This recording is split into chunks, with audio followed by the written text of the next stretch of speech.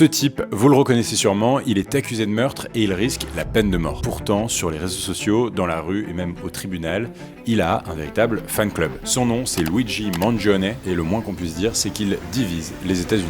On est le 4 décembre 2024, à l'aube, dans une rue à Manhattan. Brian Thompson, le patron de la plus grande assurance santé des États-Unis, est abattu de 3 balles dans le dos. Le tueur s'enfuit, mais laisse un message, 3 cartouches gravées, refuser, défendre, déposer. Ces mots-là, ils font référence aux techniques utilisées par les compagnies d'assurance américaines pour refuser de rembourser les soins. 5 jours plus tard, la police arrête un suspect, c'est notre fameux Luigi Mangione. Il a 26 ans, il est issu d'une famille riche et diplômé d'une université prestigieuse. C'est pas exactement le profil type qu'on se fait d'un meurtrier. Luigi Mangione, il clame son innocence, mais les vidéos de surveillance l'ont filmé et dans son sac, la police retrouve une arme à feu et un manifeste qui vise directement le système d'assurance santé aux États-Unis. Pourtant, très vite sur Internet, beaucoup le soutiennent. Entre humour, déclaration d'amour, glorification de son crime, une communauté de fans érige Luigi Mangione en justicier qui venge les victimes du système de santé américain. Et en fait,